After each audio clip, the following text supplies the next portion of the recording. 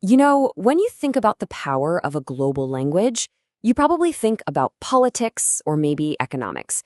But what if the best way to understand it is through a high school textbook? Today, that's exactly what we're doing. We're going to dive into this English textbook from Sri Lanka to see how students are grappling with a language that's both a local reality and a massive global force.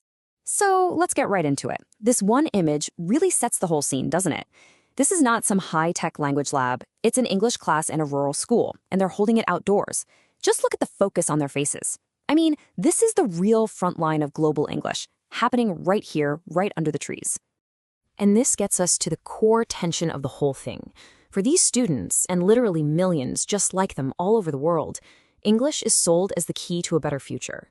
But the textbook itself is brave enough to ask, is it really a golden ticket for everybody?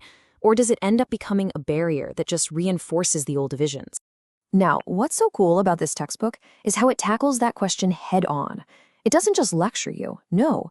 It presents a real debate that actually happened in an advanced English class, where the students themselves argued the pros and cons of the language they're being taught.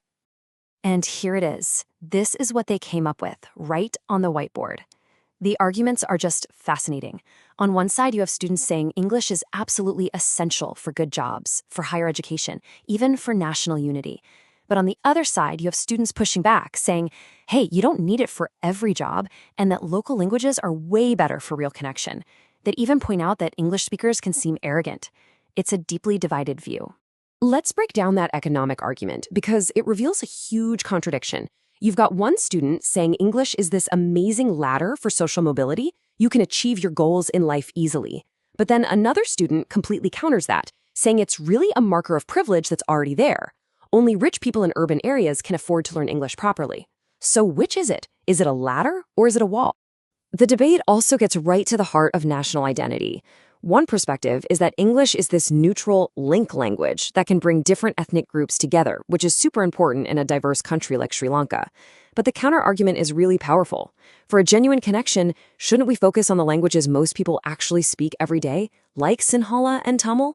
And then there's the social power of the language. Knowing English can get you a lot of respect, making you seem more trustworthy, intelligent, and educated. But there's a dark side to that coin. Some students feel that English speakers can be arrogant and, in their own incredible words, can use the language like a weapon. Wow. Okay, so after that incredibly deep and serious debate, the textbook does something I absolutely love. It completely shifts gears to acknowledge a feeling that every single person who has ever tried to learn another language understands: the sheer, frustrating, and honestly hilarious weirdness of English grammar. And it does this with a short, really funny poem that just nails the chaos. It ends with this line, and I mean, it's hard to disagree, right? The poem points out some of those classic examples that just drive learners crazy. For instance, one fowl is a goose, but two are called geese.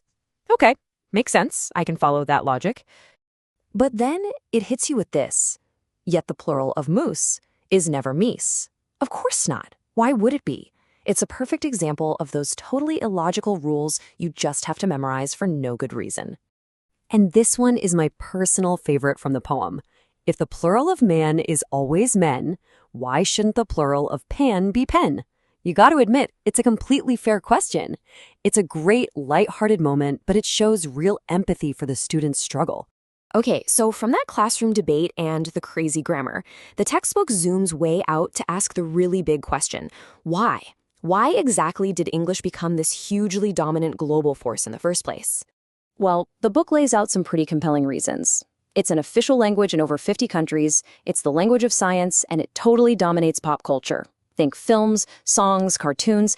It makes you more employable, and then get this, the text even suggests it can improve your marriage prospects. A surprising benefit for sure. And then there's this single, powerful statistic: 55%. According to the textbook, over half of all the information on the entire internet is in English. Just think about that for a second. When you talk about access to knowledge, that number is absolutely staggering. Finally, beyond all the social and economic reasons, the book points out a really personal one. Learning a second language is just plain good for you.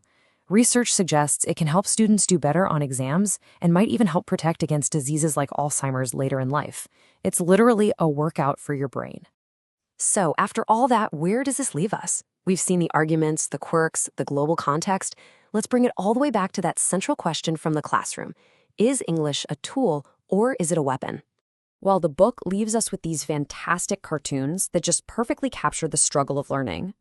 On the left, a student answers a grammar question a little too literally. The future tense of I killed a person is, "Sir, you will go to a jail." And on the right, when asked the tense of "one day our country will be corruption-free," the student just replies, "future impossible tense."